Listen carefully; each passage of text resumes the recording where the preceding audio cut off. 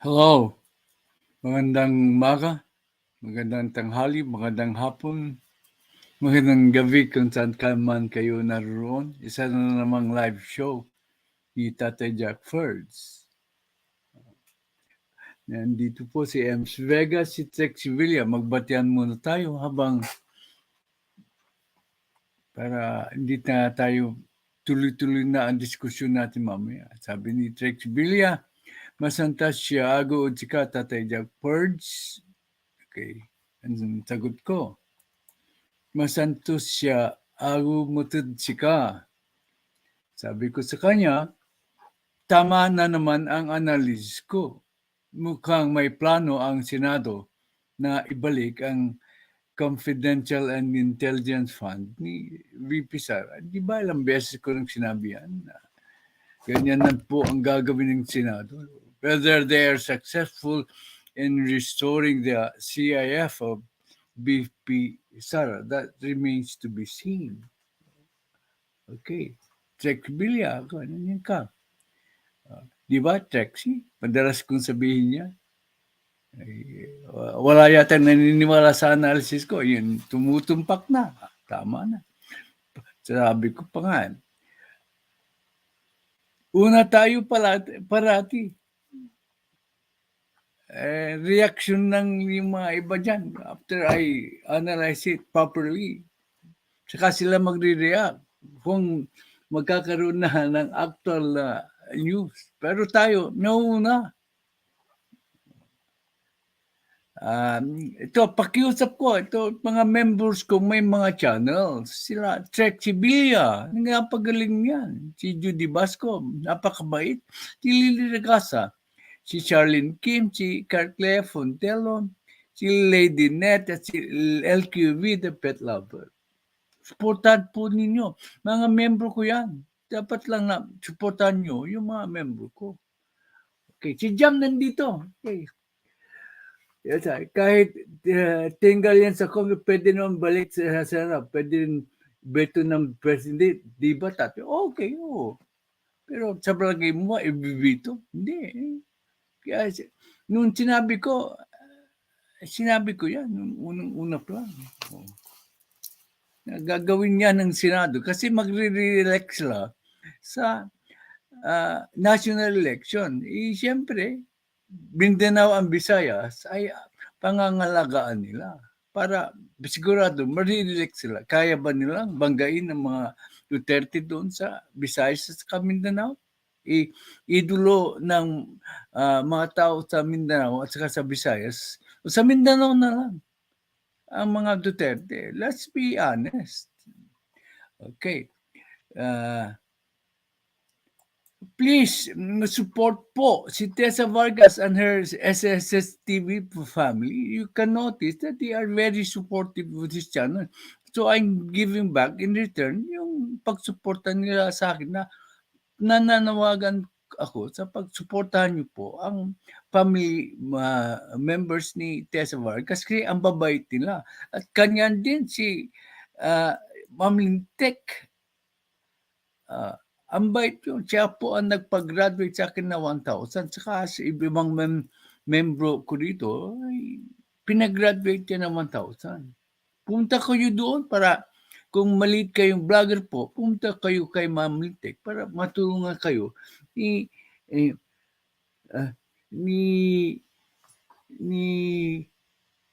Ma'am Lintek. Agreed, maingay pa rin ang mga pangalan ng Duterte. That's right. You get the first medal today. Trexy Villa. Siya ang first medalist po natin ay si Trexy Villa. Okay.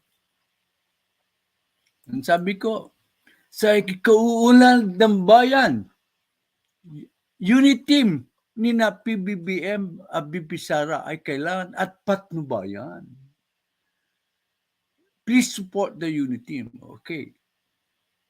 It is a policy of this channel na we are not afraid to broadcast yung mga negative comments po. Tulad nito, galing kay Android. Dito po, salamat sa iyo Android for making a comment. Although hindi kami tayo parehas ng pananaw. Thank you for making a comment. 6 hours ago, di ubos ng pera namin, tama na yung pagnanakaw, dapat lang. It is always good to ask questions. Pero it is not good to accuse na kagad and draw conclusion without evidence. Okay, tama lang na magtanong tayo. May ninakaw ba?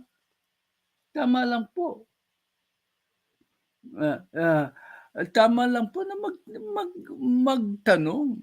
Pero pag sinabi mong directly na ninakaw, nasaan ang preba mo? Dito sa channel namin, hinahanap namin ay preba. May preba ka ba na may ninakaw? Nasaan ang COA? Sinabi ba ng COA na may ninakaw? Hindi masama na magtanong. Hindi masamang nagtanong si President Duterte na nasaan i-audit yan. In-audit yan ng COA eh. Kayo, pagpaniwala kayo sa mga vloggers na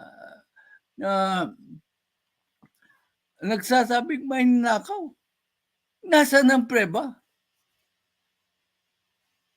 Kung may preba, ang channel na ito ay sasabay sa mga mambabatikos sa Kongreso. Ilabas nyo ang preba.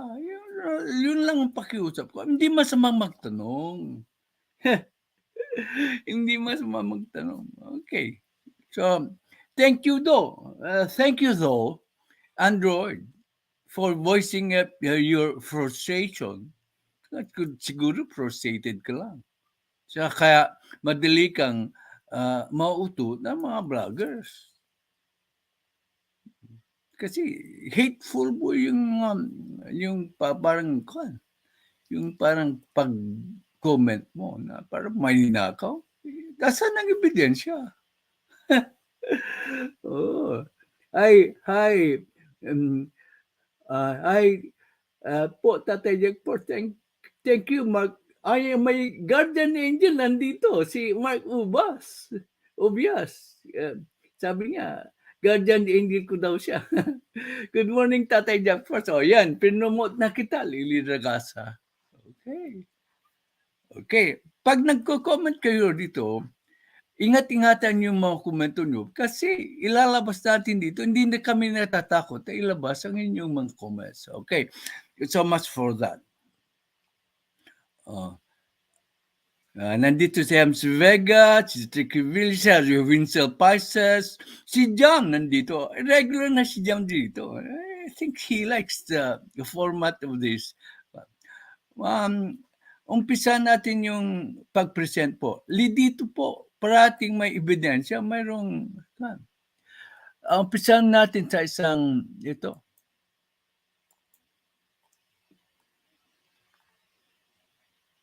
Kalalabas lang, 62% of Filipinos, kita nyo yan? 62, alisin ko muna yung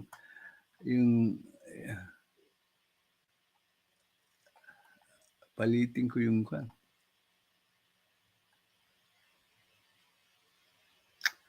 paano bang gagawin ito?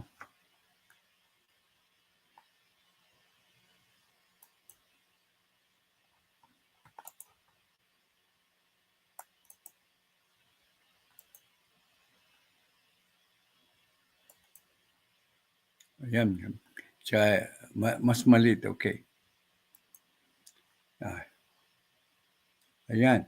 62% of Filipinos believe the PH is headed in the right direction. Okta survey po. Karalabas po lang yan. Ang 62%, bumaba po yan kasi ginawa po ng survey nung kasagsagan ng confidential fund hearing, yung mga issue. Kaya mababa po. Okay. Bumaba yan ng konti. Pero 62% pa rin ang naniniwala that the Philippines is headed in the right direction through the governance of our good president po. Hindi po makakayayan. Tama po ang survey, pero bumaba po. Dahil sa kagagawan ng mga vloggers, bumaba po yung thinking of Filipinos that the government is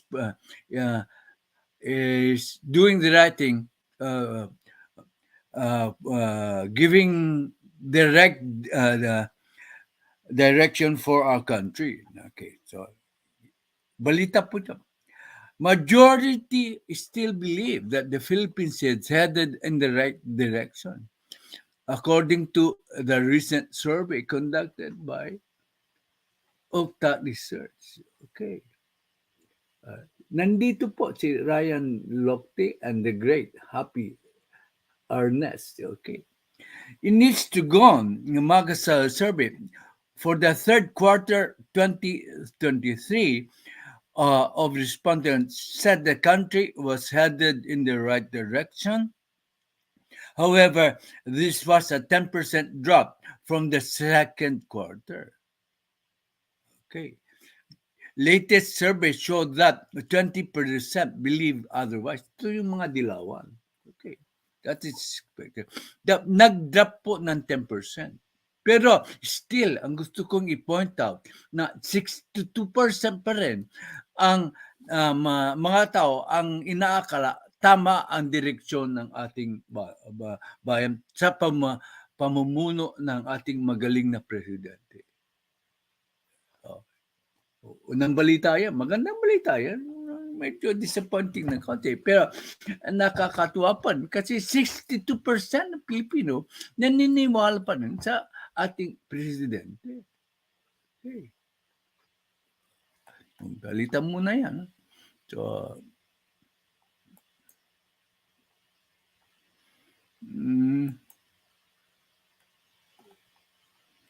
okay. Susunod naman po, yung balita sa mga kudita.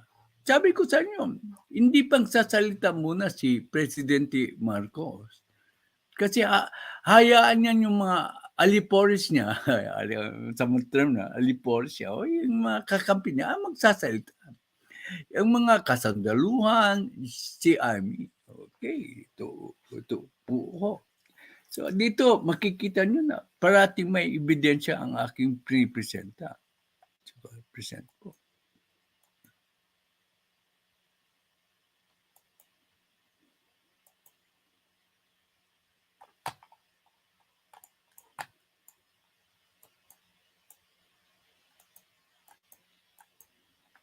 Ayan, nagsalita na po. Okay.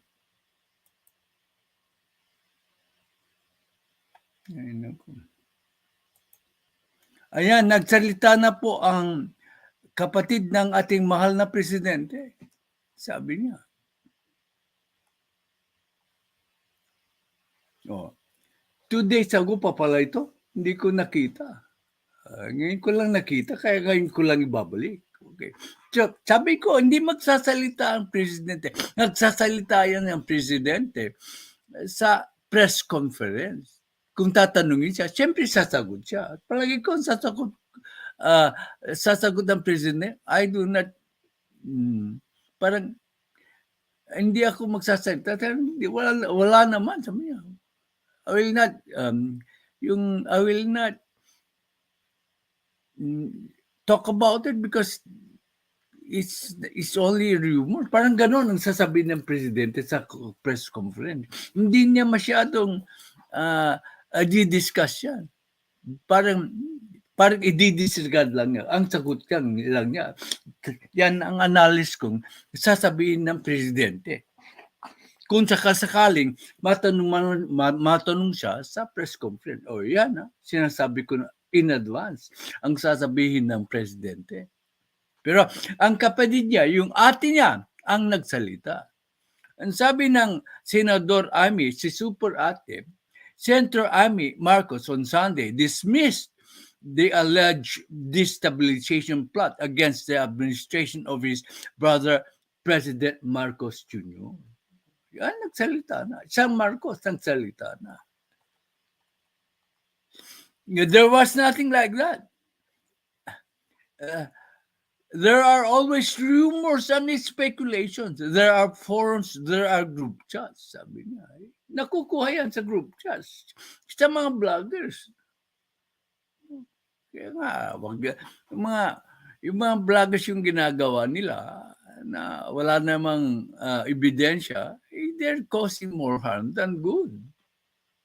Ayan lang, Pugak TV, welcome to my channel, and to the LS. I appreciate you coming here. Okay. Ang sabi, nakikinig dyan pala si Shin Aimee sa chat group. Mahilig talaga sa chismis itong si Shin Aimee. We are aware of that. We always talk to them. I even join groups like I like that to hear the suggestions and complaints from different sectors. Oh, proactive po si Shin Aimee. Okay. Let's one news story. Nagsalita na po ang kapatid ng ating magaling na presidente. Pero hindi siya nagsasalita. Yan ang sinasabi ko eh. Di tama na naman ang analysis ko. Okay.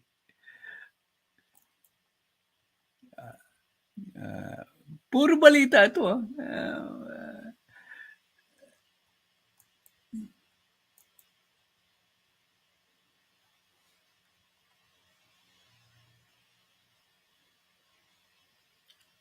Okay. Ito naman sa kasundaluhan ang nagsalita. Si Senami nagsalita. Dito, kasundaluhan na nagsasalita. Yung East Mindanao, Western Mindanao Command. Sabi niya, nakikita nyo ba? Medyo maliit, ano?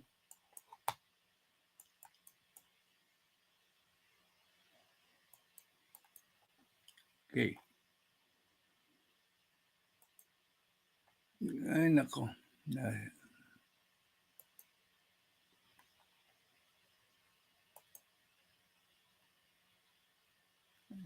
Ano pa naman ito?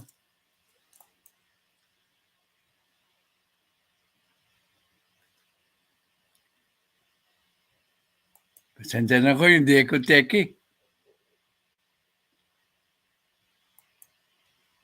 Okay. Yeah.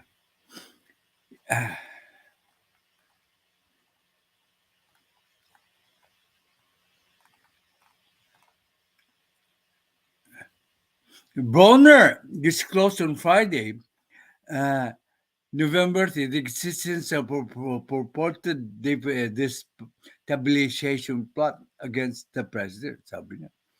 He made this revelation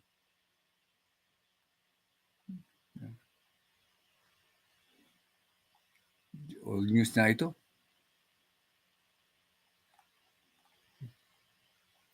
Hindi ito yung gustong sabihin. All news na, sorry, nawala yung sa Mindanao. So, tingnan natin ulit.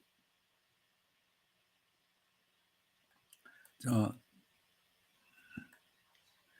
okay. But nagsalita na po ang Western Mindanao na walang destabilization plot sa kudita galing sa sundalo. That's the basic essence of my reporting po. Hindi nawala yun. Okay, so isang balita naman. Ito, kay Gloria Macapagal naman. Yung thumbnail dyan, sa GMA po. Hello, Sir Amin. Pwede kang pumasok na dyan, mayroong stream yan. Huwag ka. Okay lang po. Okay.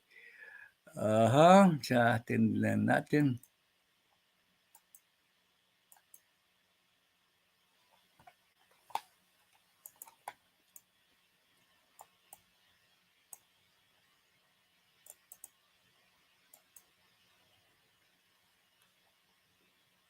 I-play ko lang muna sandali itong itong pagtanggal kay Gloria Macapagal Arroyo. Putol-putulin ko lang po. Pero hindi naman siguro to eh. Walang copyright dito ang ABS-CBN po siguro.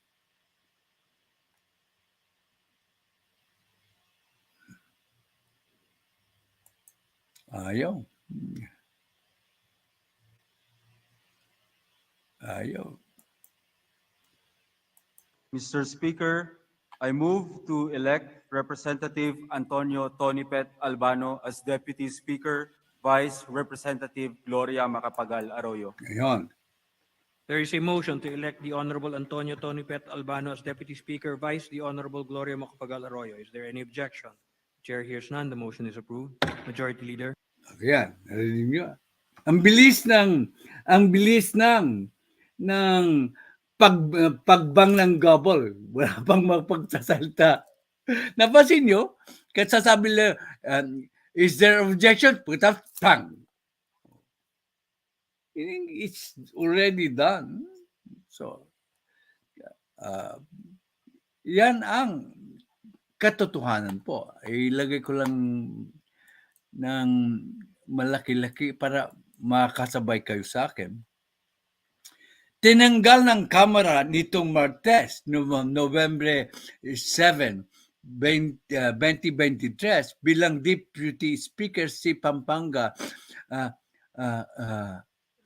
Representative Gloria Macapagal Arroyo na kilalang kaalyado ni dating Pangulo Rodrigo Duterte. Tingnan natin. Hindi lang siya pala ang natanggal. Kasabay nito, tinanggal din bilang Deputy Speaker si Davao Representative Isidro Ungap na isa ring kaalyado ni Duterte. Mag-isip tayo, bakit puro Duterte? Supporters ni President Duterte ang tinanggal. Noong nang binanatan ni Duterte nung ang Kongreso matapos nitong alisin ang confidential fund ni DepEd Secretary at Vice President Sara Duterte. Is this a revenge vote? I will predict this. Hindi iimik si Sara Duterte. Hindi katulad nung unang tinanggal si Sara Duterte. Si Sara Duterte. Si Gloria Macapagal Arroyo. Si Sara Duterte ay umalma kasi siya ang head ng Lakas ng Bayan. CMD. Parang nainsulto siya na hindi siya kinonsulta. Ngayon, ang diferensya, wala na po siya sa Lakas. Kaya hindi siya pwedeng umalma. So, wala siyang sasabihin dyan. Hindi aalma si Vice President Sara Duterte sa nangyari. Hindi na siya kasali kasi. Tingnan nyo, diyan ang dapat na correct analysis mo. Hindi po aalma si Sara Duterte sa pagtanggal kay GMA bilang Deputy Speaker. Maniwala kayo sa akin, tama na naman ako dyan sa analysis ko. Pero, hello, Tony Bibo, yung magaling na analyst ako. Arang po tate, pwede kayong mag-skip sa harang kung gusto nyo.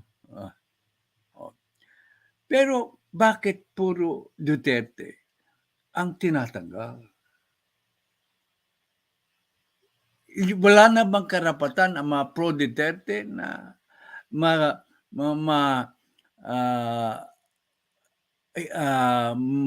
malagay sa posisyon? Porque pro-Duterte sila, alisin mo sila sa katungkulan? I think they made the wrong move. It's like they are burning their bridges when if ever they are aspiring for a national position, they are burning their bridges towards being elected, because na- undoubtedly the Dutertes are very strong in Visayas and Mindanao. So I think this is a wrong political move. Whoever suggested it, uh,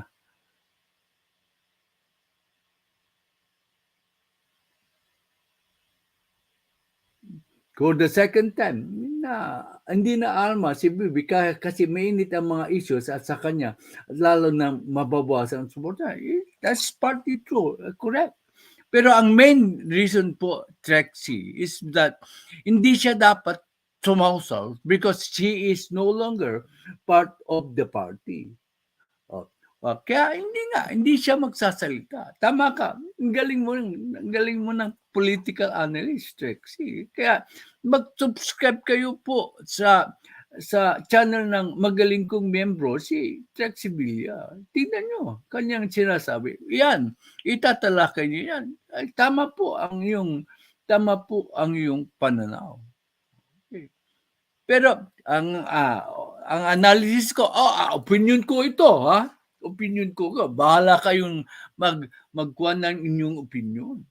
Ang opinion ko, maling galawan to ng liderato ng House. Para bang revenge vote po to. Gumanti sila kay former President Rodrigo Duterte sa pagtatanong niya tungkol sa mga fans nila. Hindi masamang magtanong. Kaya lang, ang masama naman sasabihin ko to, hindi masamang magtanong po tungkol sa mga extraordinary expenses fund ng Kongreso. Pero ang masama po yung ginawa niyang pag-threaten po sa isang kasama ng Kongreso.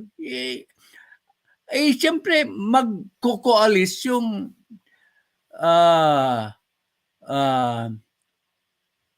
yung organisasyon ng Kongreso. Dito lang sa vlogging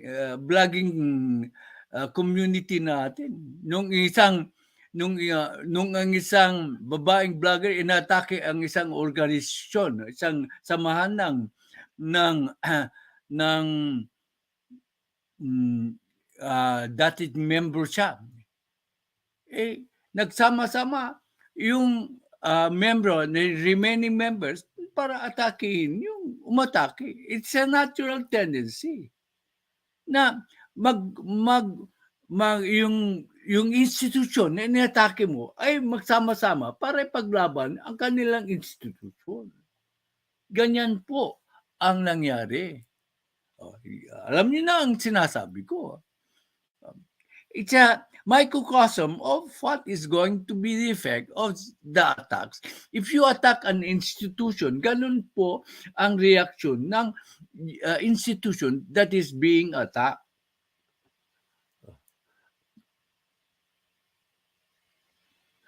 Yes. Ay, kawawa naman yung iba, Ma'am Maribel. Ikaw na lang parati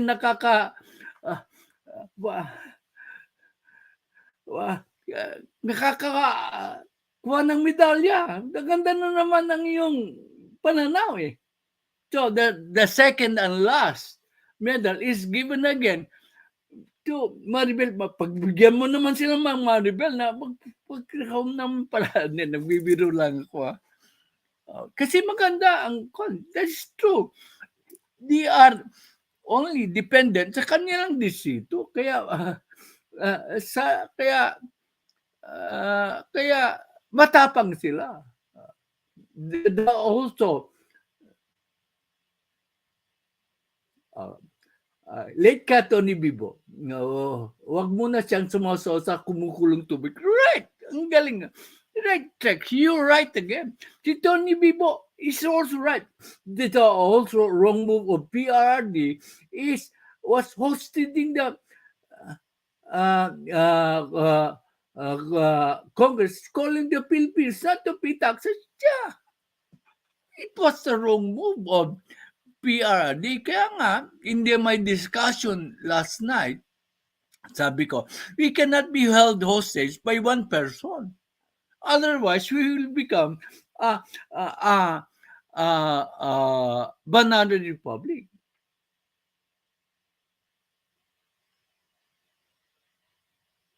In my opinion, she has learned now, recognize that the speaker has power.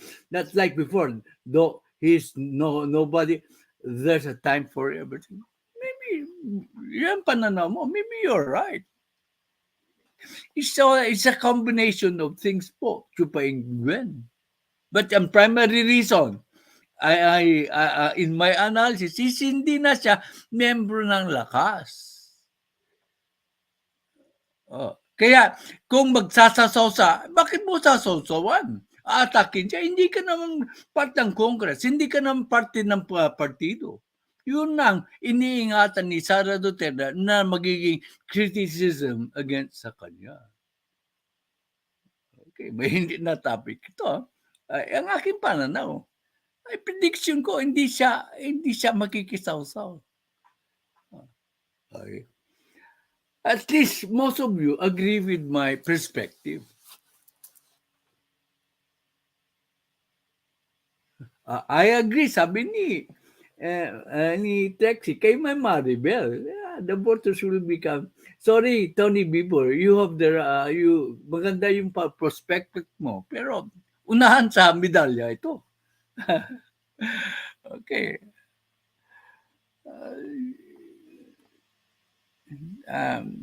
Makakalungkot.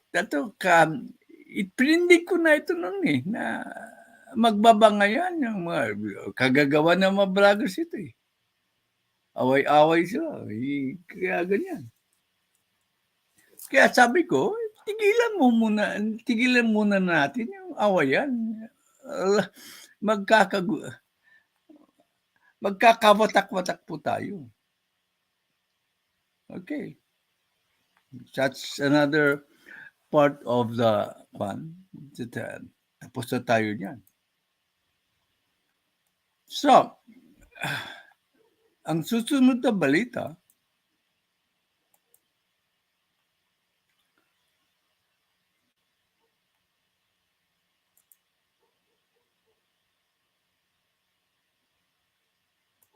ito po.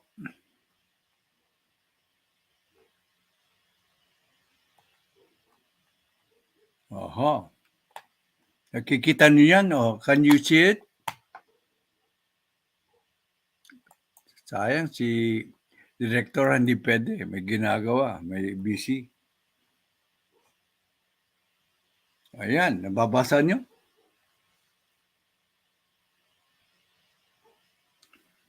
Okay. I hope nababasa niyo. Okay.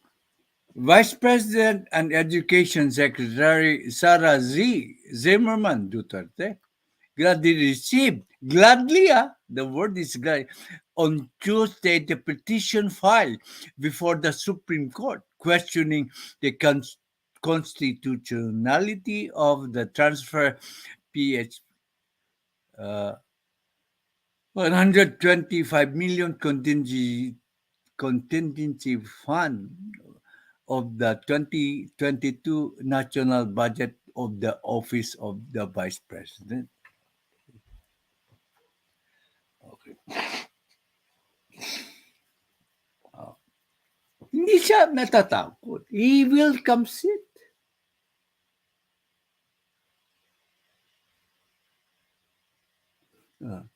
Ang sabi ni Leader Kat, si Speaker ay siya ang mata ni PBM sa Congress.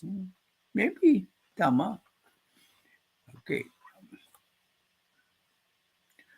So, nandyan ang statement.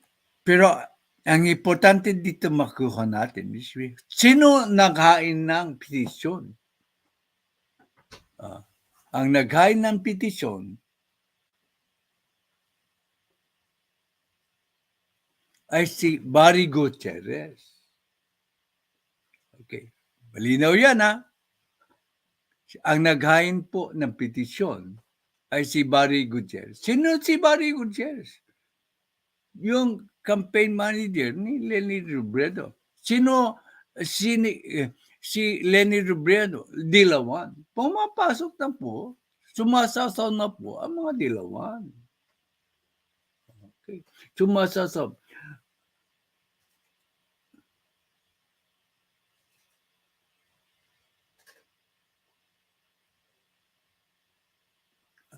I agree to what you said, Tatay Jack, but in the case of Austin Pantaleon others, GMA and BP also had their hand into it, showing they were in charge.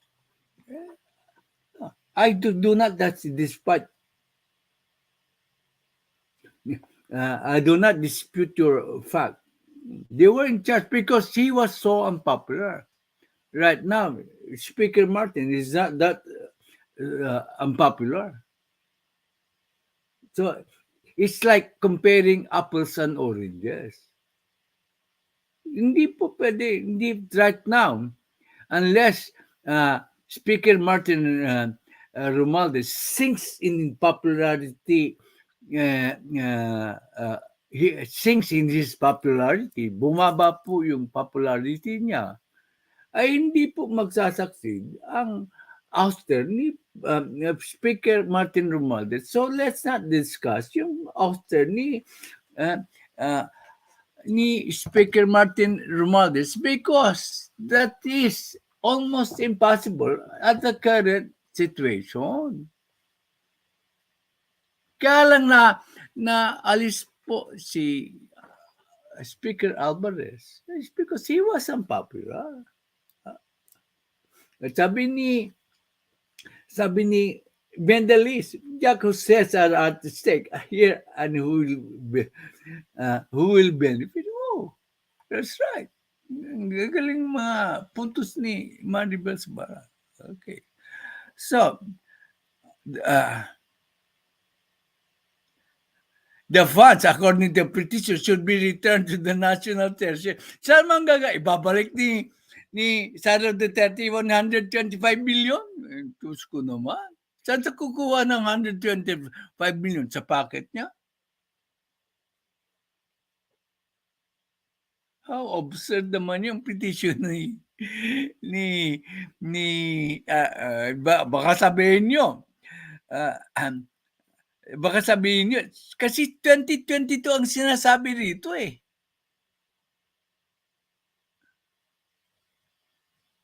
2020, yan Constitution, sayang wala pa si Direktora.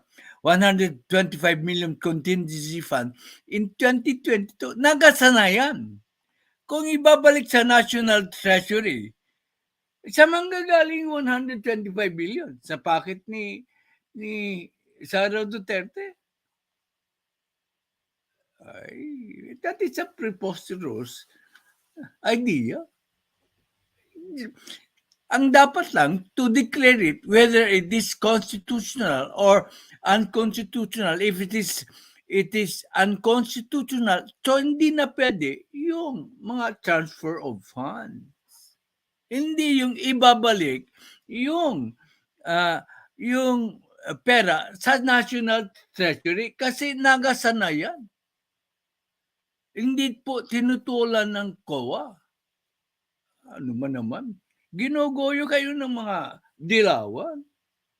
Hindi kayo, kung maniniwala kayo, hindi kayo marunong ng English, tsaka rin magugoyo kayo. Ulitin ko, the funds, according to the petitioner, should be returned to the National Treasury. Ibabalik. Baka ang ibig sabihin naman, the funds, kung sakaling allocation, is huwag nang i-allocate sa DepEd, kundi mananatili sa National Treasury. Kaso ang reporting ng Philippine News Agency, hindi rin siguro accurate. I don't think that the petitioner are that stupid to ask for the actual money to be returned to the National Treasury. Hello, Maite. I'm glad you're back. Yeah. I'm so whenever you're here, I am very, very happy. Okay. Okay. So much for that. I gave you the news.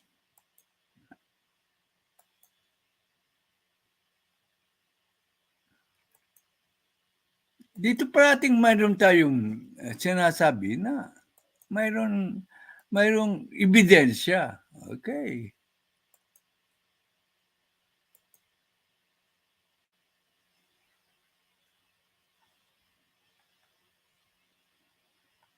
Hmm. Nakikita niyo nga si tumboy talaga si I hate to say this, tumboy talaga si VP Sara. Hatang-halata. Pati sa pananamit. Walang kaso yung tomboy. Sa magaling magtrabaho. Oh, yan. Ito, salitang galing sa sariling bibig ng ating president, ng vice president. Okay. She's learning to be like PBBM. Medyo magaling siyang magpresenta ng kanyang sinisiwalat. Okay. Tungkol ito po sa confidential funds niya. I mean, not like a dirham, but this is the legal way to question the legality, not coming to conclusion of that. Of course, kaya nga, tama po ang ginawa nila. Pero ang nag-bring out, yung mga dilawan. I am not saying that they were wrong. I'm just pointing out to you na yung mga dilaw, ang unang nagpetisyon. Anong purpose na? Ewan ko. So, pakinggan natin. Short lang ito, 51 seconds. Madayaw, maayong adlaw kaninyong tanan. Magandang araw sa inyo lahat. Malugod po naming tinatanggap ang pagkakataong talakayin ang legalidad ng Yeah. Coming from her own words, malugod po naming tinatanggap ang pagkakataon na ma-discuss yung legalidad. Tama ka, Chupain, Gwen. Hindi niya inaayawan. She welcomes it in fact. So that is also my viewpoint. So that the legality of the funds will be settled once and for all. Kasi once the Supreme Court speaks, it's done, it's finished. So I am glad also, partly, that the Dilawans brought it to the Supreme Court. Wala tayong diskusyon po, Chupaeng. Dito, patas tayo. But they saw it, they see this an opportunity to maybe hurt BP Sara. Let's also not deny that fact.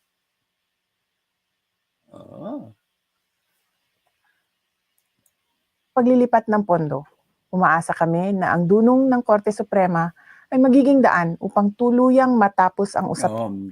Sabi niya, sinasabi ko, ang dunong ng Supreme Court ay maging daan para matapos na ang mga bangayan tungkol sa confidential fund at sa intelligence fund at saka transfer of funds. Okay. Malinaw yan Galing siya mismo sa words ng ating vice presidente. He admitted it that time that sometimes he feel like he wants to be she admitted hatang-halata na tomboy siya Pero may mga tomboy na may mga anak. Okay. Walang masama. In fact, dapat lang lumabas siya come out of the closet if ever she is a tomboy. It's just one. Na-sidetrack tayo. Okay. Mayroon ba masamang sinasabi si VP Sara? fact, sinasabi niya, tama po ang galawan niya. Ewan ko lang ba, makikitid ang isip, parati pa rin siya tinitira. Parati pa rin siya binabanatan. Yung mga Sara din, ngayon, bumabawi na, binabanatan na, yung si Speaker Martin Romualdez. Oh. Yeah, that is right. You are also, mayroon siyang balita, si Coco Pimentel is already targeting the confidential fund of the office of the president. As usual, you are ahead of my analysis. Tama ko po dyan. Si Coco Pimentel is demanding that the confidential fund of the president be tanggalized also. Tanggalin also. Mina, Villamor channel, okay, pwede. Take care of your health. Salamat sa pagbisita. Okay.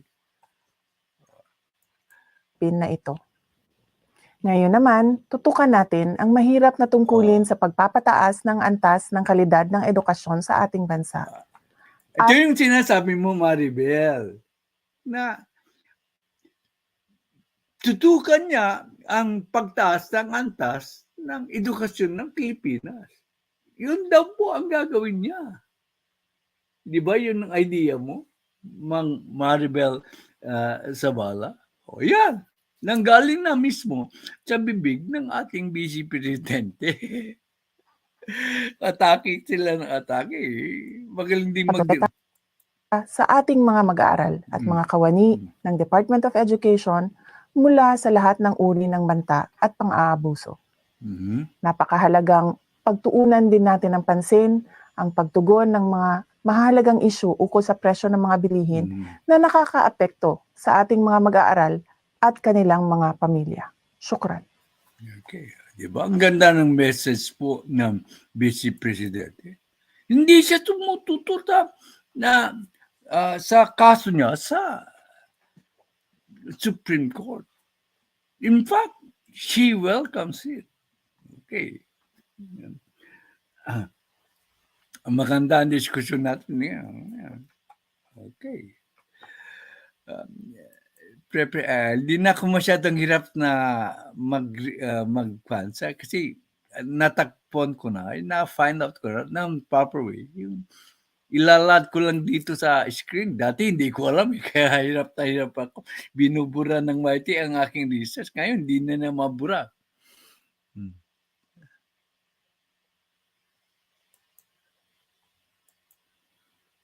Sabi ko noon, may tatangkaing ibabalik ng mga senador ang confidential fund bago pa lumabas ang balitang ito. Tama na naman ang analysis ko, di ba? Sino lang ang nagtalakay ng ganito na tumatama? Kayo nauuna na yung pagtalakay po. Relevant pa kasi dito, relevant issues parati. Ang tinatalakay ko, hindi po awayan ng mga viewers. Hindi kuro-kuro ang opinion ng mga viewers. It is based on issues. Deserve ni Sara, 9 senators reportedly want VP's confidential funds back. Ayan. Di ba sinabi ko sa iyo na maghanap sila ng ibang paraan na punduhan ang intelligence agency, but they will try to restore. They will try. I don't know if they will be successful. But they are going to try to restore all or some of the confidential and intelligence fund requests of DP Sara. Sino naman ang tumama sa analysis? Hindi tayo nagmamayabang, pero di ba? Kung you follow my channel regularly, halos lahat parating tama ang aking analysis. at least um, at least 9 senators reportedly want the Vice President, at least Duterte, to have 625 million in confidential funds back despite the House Representative decision to channel it to other government agencies. Oh, di ba? Sa pagbabalikan siya, pero bakit daw nag-leak sa media? Yeah. Kasi mahusay yung may mga kontra sa pagbabalik ng sa tanong mo. Basahin ko muna ang comment ng aking kaibigan at hinangang vlogger na si Sir Ami.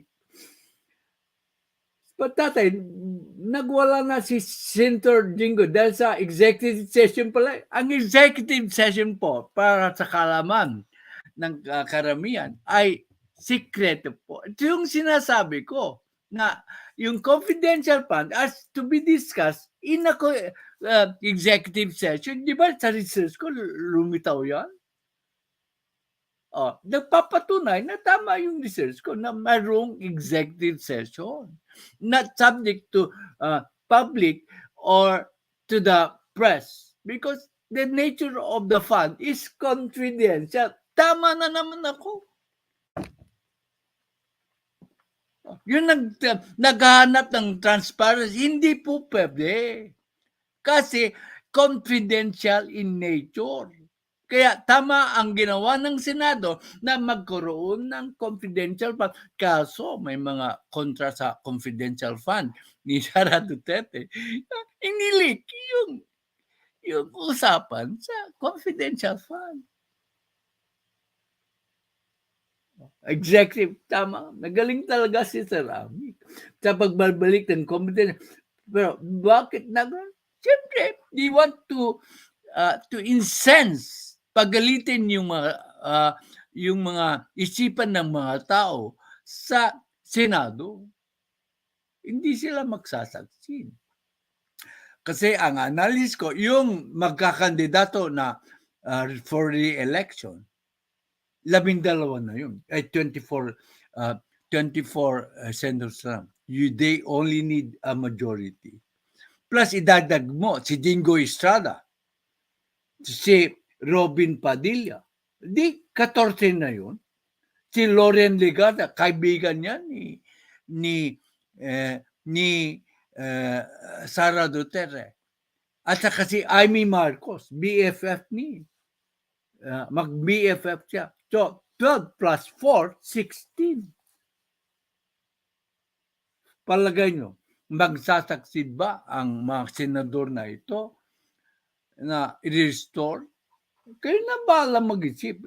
Sa akin, yung i-restore, magsasaksid siguro. Pero hindi dapat magkaroon ng budget reconciliation.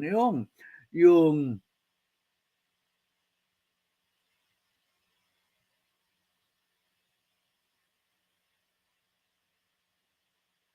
mayroon bang and according to isa, they would take out all confidential funds? Hindi yun na nabalitaan ko, Ma'am Maribel. Okay.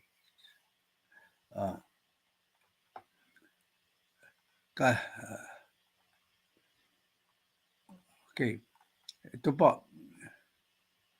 Ang boboto daw, according to, this is already kanya-kanyang balita. Ang boboto daw to restore po yung confidential fund. So far, ay sina Robin Padilla, Christopher Bongo, re-electionist, Ramon Revilla, re-electionist, Ronald Bato de la Rosa. Okay.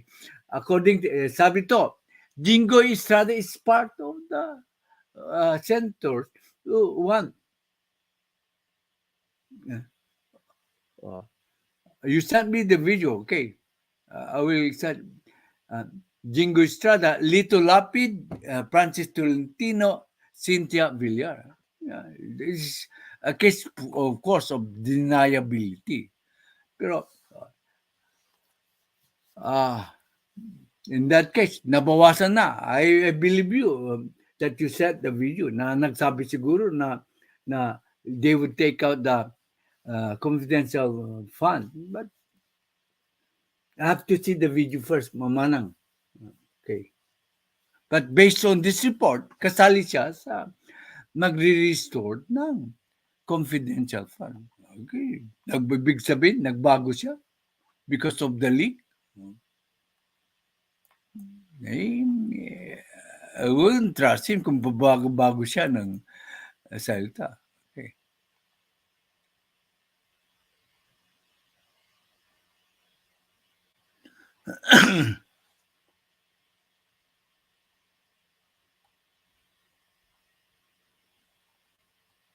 Yan. Wala yata yung ano.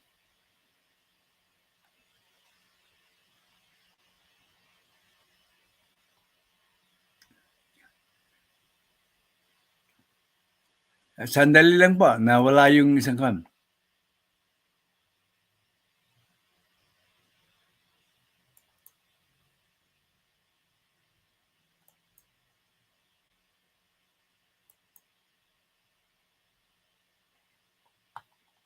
Sandali, I have to find nabura ko yata.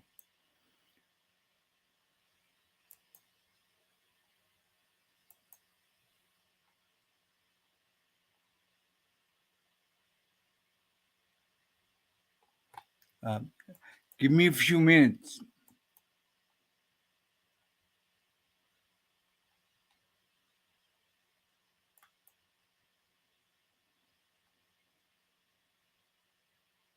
So, galit na galit ang mga senador whoever leaked the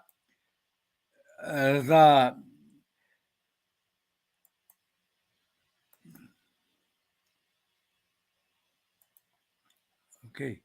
Gumagaling na ako na.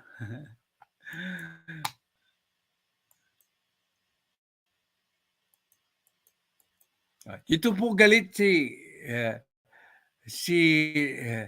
Senador Jingo Estrada. Yung baka ito. Nakikita no?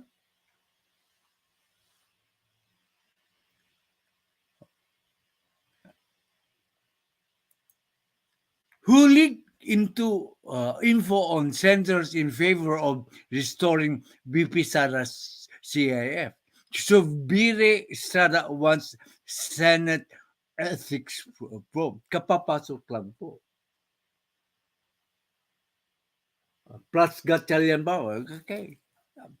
Pero dito, hindi nila dinideny that there are some senators who want to restore the CIF of the Vice President. So tama pa rin ako.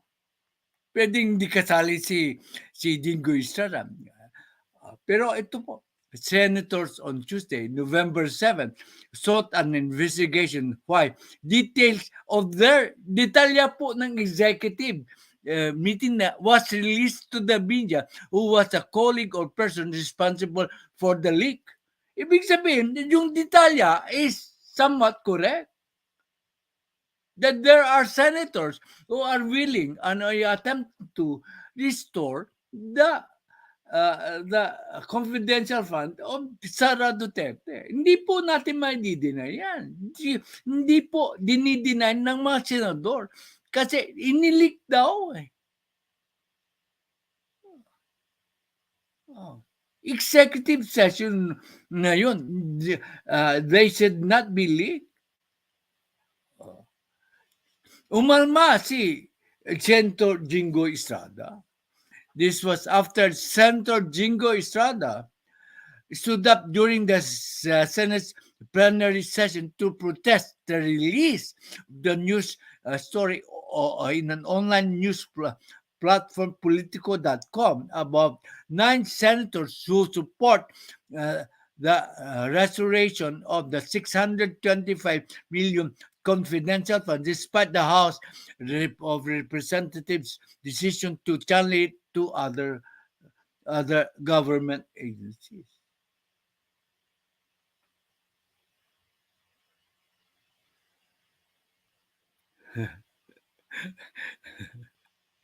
Okay, si Mark Uvier. The news story, yan, nabanggit ko na, it all happened. My caucus, kan caucus ba, yung meeting of minds between among the senators during the resumption of the regular session after a long holiday weekend. Sabi niya, just before we entered this chamber, much to my dismay, much to our dismay, there was a news story that identified 8 or 9 senators who want to restore the confidential intelligence fund of the office of the Vice President and Department of Education. Oh, hello, Jack Timulay. Yeah, sabi ko nga, you're correct there. I said, budget reconciliation. Hindi pa rin sigurado. But ang aking forecast, prediction, ay nangyayari. The senators po are attempting to restore or some of or all of the confidential fund of Sara Duterte. Okay. Good morning din sa iyo, Ryan. Di ba tama ako? Pwedeng. They will not deny this.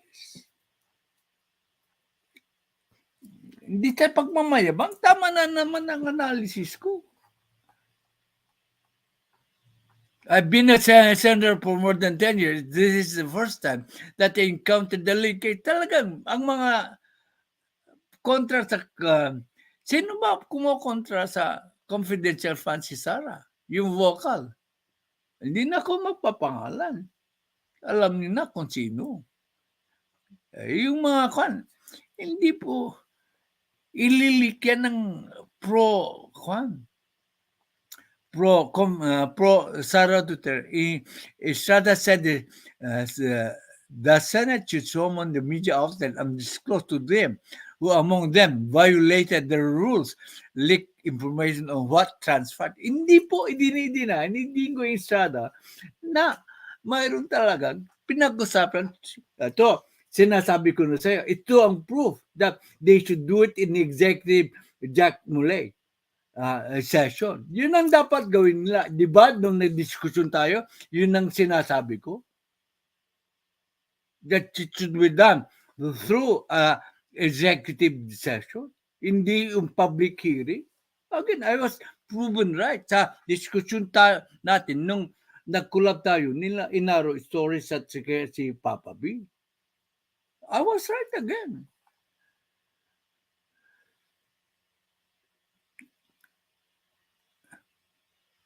Senator President Juan Miguel Subi agreed with Sara. He too was very disappointed with the leakage. Pero hindi nila dinidispute na pinag-usapan yan.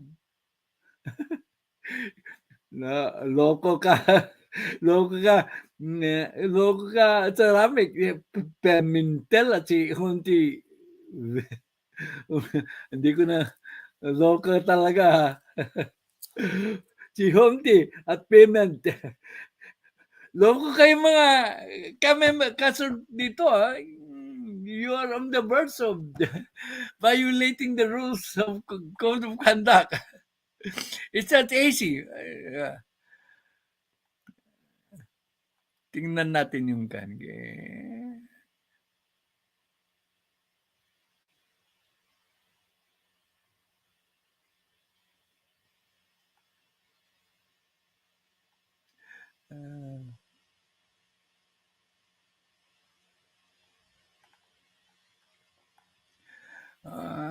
lahat mababasa ninyo na.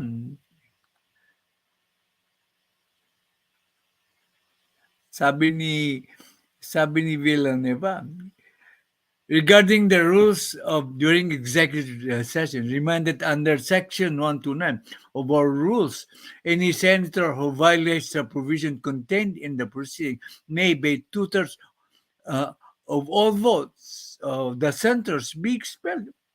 May expel pala sila.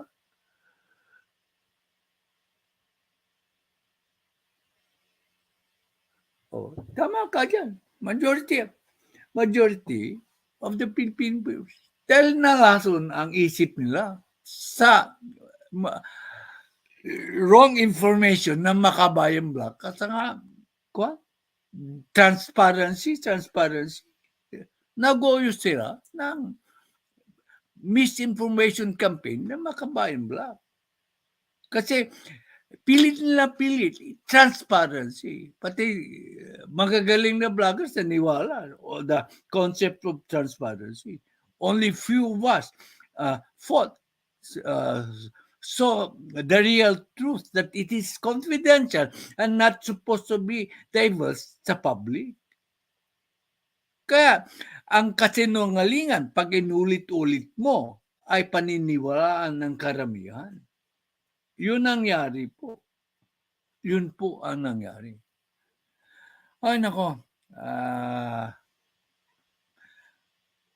Hindi ko makita yung kay Pimentel eh. Kasi, so, at least ito po. Ang mainit na usapan ngayon, yung balitang ibabalik ng Senado ang confidential funding. Sara Duterte. Hindi ko yan ang gagawin di ba? Yung mga dating nanonood sa akin, nagsisingaling ba ako? Inadalas ko nga. Ipinipresent yan sa inyo. Ay, mahigit na isang oras. Marami pang topic, pero I am trying to limit po yung ibang topics. Mayroon dyan yung rice, we are on the right direction po. Marami pa. Pero masyadong mahaba na. Isang oras lang aking limit ngayon. Hindi dati, umabot ako ng apat na oras. Ine-entertain ko lahat. Pero ngayon, kasi ang attention span po ng tao ay limited po. Pag paulit-ulit lang diskusyon, nagsasawa na rin sila. Pero sa channel ko po, maniwala kayo sa akin, all the discussions are intelligent and all back up by credible news story. Hindi tayo nagbabangayan ng viewer to viewer kung makukontrahan po. Ulitin ko, ang panawagan ko na ang channels ng aking mga membrong sila, Trexie Villa, Judy Basco, Charlene Kim, Lily Ragasa, sino pa ba?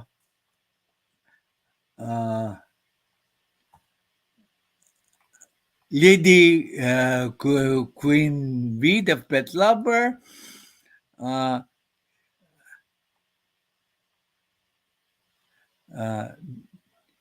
Charlene Kim, Clea Fontel, muntik ko nang makalimutan, si Lady Net. Pakisuportahan po, especially yung channels ni Tessa Vargas ng SSTV at saka si Mami Tek. Okay. New comments? May bagong comments? Yan. Nabanggit ko na yun, Sir Amik. So, Sir Amik, you have the last word. Siya. Ang medalist po ngayon ay si Trexie Villa, ang magaling na vlogger, at saka si 4 beses na ata kayong straight na nakakuha ng medalya, Mama Anibel. Pagbigyan nyo naman yung iba. Okay. Nagbibiro lang po. Okay. So, thank you po sa lahat ng baka ko mag-end. Yung mga hindi po nagla-like, paki-like naman. Simple lang naman mag-like I'll give you 1 minute to like po. Kung ayaw nyo ng discount, i-unlike nyo. Dislike. Just make a like or unlike. Sige, please lang po. Pakiusap po lang po. Para, kasi may nagsabi sa akin na para mai-recommenda yung channel mo, ay depende sa mga likes. Okay. So, nabawasan ang likes. So, malalakasan na naman ako ng subscribers nito. Okay. Thank you. Bye-bye. I love you all. Take care of your health. And congratulations to medalist today, Trixie Villa at saka si Maribel Sabala. Both ladies po. Nasaan yung mga lalaki? Tinatalo kayo ng mga babae.